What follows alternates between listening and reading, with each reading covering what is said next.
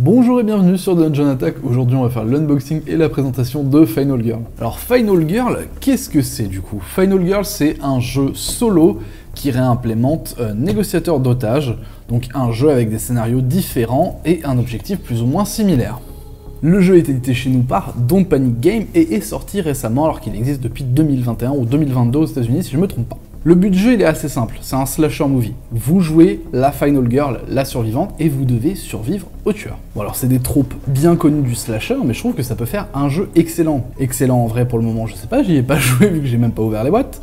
On va commencer par ça et on fera un gameplay dans un futur très proche, ne vous inquiétez pas. Bon, alors le système économique de Final Girl, il est un petit peu spécial et je vais l'expliquer avant qu'on commence l'unboxing. En fait, dans le jeu, vous avez une boîte standard, donc une boîte de démarrage qui va contenir en fait tout ce qui va être objet de base pour jouer au jeu. Mais avec ça, en fait, vous pouvez pas jouer. Il vous faut un scénario.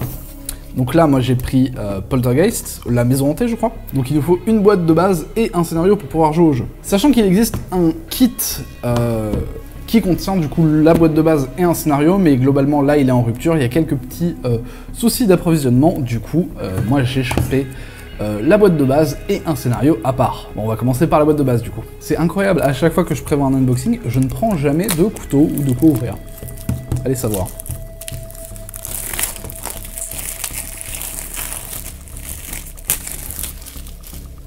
Ah, on a un petit pamphlet à l'arrière, c'est quoi? Ah d'accord. Ah, je croyais que c'était hardcover, mais pas du tout. Ok. C'est pas grave. Alors, on est devant une boîte avec une petite sleeve, j'ai l'impression. Pas du tout, absolument pas, ne faites pas ce que je viens de faire. Ok. Oh, je sais pas si je l'ai ouvert du bon sens, hein. Alors, qu'est-ce qu'on a? Bon, on a la règle, hein, forcément. On a quelques petits punchboards et du coup un plateau de jeu. Du coup ça c'est ce qui est fourni, comme je disais, dans la boîte de base et qui n'est pas fourni dans les scénarios. Ensuite, nous avons... Oh, c'est un petit tray. C'est très bien rangé ma foi. Hein. C'est vraiment super bien rangé. Alors, ok, bon, on a des espèces de petits tokens. J'espère que c'est marqué dans la règle la façon dont ça doit se ranger, parce que là pour le moment, je comprends rien. Ok, du coup là on a des pions de vie je suppose. Un petit meeples. Alors il n'y a pas de figurines.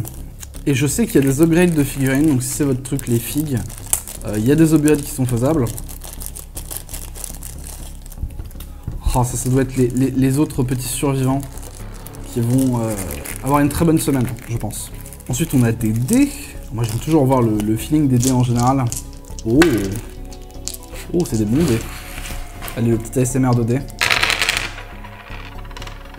Oh, c'est beau ça. Ils étaient où? Ils étaient là, je le savais. Ne me dites rien chez vous à la maison. Et on a un paquet de cartes. Marche, alt, concentration. J'ai aucune idée de comment ça se joue.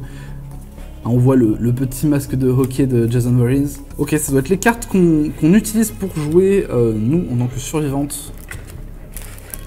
Par rapport aux malfaisants méchants. Hop. Donc ça, c'est pour la boîte de base. Donc elle vient avec les cartes. Les tokens, les dés, le plateau de base et les règles de base, ainsi que du coup des punchboards qui doivent être utilisés du coup pour le héros. On va ranger ça et on va regarder ce qu'il y a dans l'autre boîte du coup.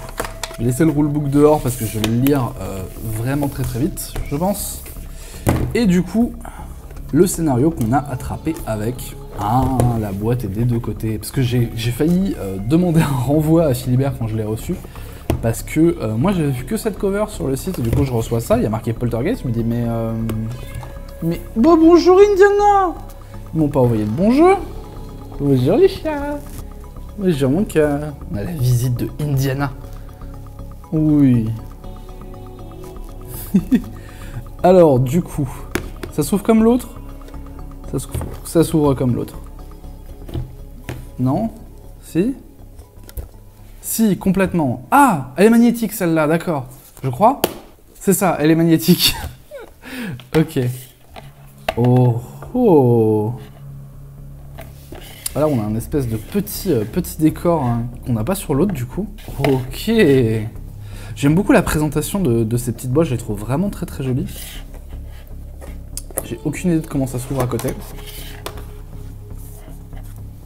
Ah là, oh, on a une petite lettre, regardez. On a, on a une petite lettre. Regarde, focus là-dessus, là, pareil. Oh là là, on a une petite lettre. Avec même le truc pour l'ouvrir derrière, c'est incroyable. Ok, du coup, ça, c'est la même petite boîte qu'on a eue à côté. Sauf, du coup, pour le perso. Donc, c'est pas un truc généraliste, c'est spécifié par rapport... Caroline Mr. Floppy. Des objets. C'est spécifique au scénario, comme je le disais. Ça a l'air très sympa. En tout cas, visuellement, c'est vraiment super chouette. On a 2 survivantes, Alice et Selena. D'accord, c'est pour ça qu'il y avait une double box. Ok, alors par contre, il y a toujours une petite boîte que j'ai... Vous avez rien vu. D'accord, donc en fait, ça se détache entièrement pour faire un petit board côté. Hop, ça se détache entièrement pour avoir un board. Donc ça aussi, ça doit être... Oui, voilà, ok, les 2 comtés sont magnétiques. C'est plutôt qualitatif, ma foi. Hein. Alors, par contre, ça, comment on l'enlève? J'ai peur de tirer là. J'ai un peu peur. Qu'est-ce que je fais? Je tire quand même? Ok, j'ai tiré quand même. Ok, c'est bon, d'accord. Ah, oh, ok, right. Et de l'autre côté, on a Manoir Critch, du coup. Donc, ok, on a 2 scénarios par boîte. Ok, d'accord, ça fait sens. Maintenant, je comprends.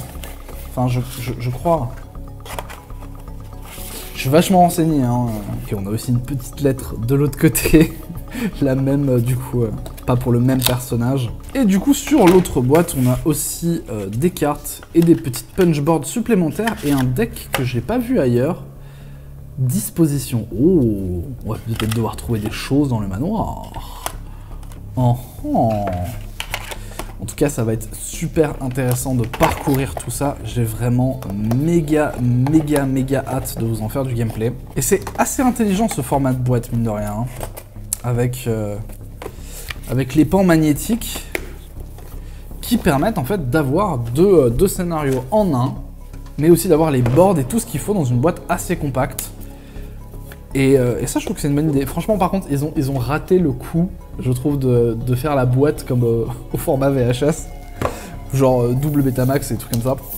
J'aurais trouvé ça super chouette. Bon, en tout cas, voilà pour le contenu des boîtes. Ce que je vais faire, c'est que je vais potasser les règles et on va se retrouver dans quelques jours, histoire d'avoir du gameplay de tout ça. Là, je vous fais des bisous, c'était pas une grosse vidéo, c'était vraiment juste pour vous dire que je les ai reçus, pour regarder un peu ce qu'il y avait dedans, et pour annoncer du coup les gameplays qui vont arriver dans la semaine. On a un autre unboxing d'ailleurs dans pas très longtemps, mais bon, je vous spoile pas, je vous fais des bisous, je vous dis à une prochaine. Ciao.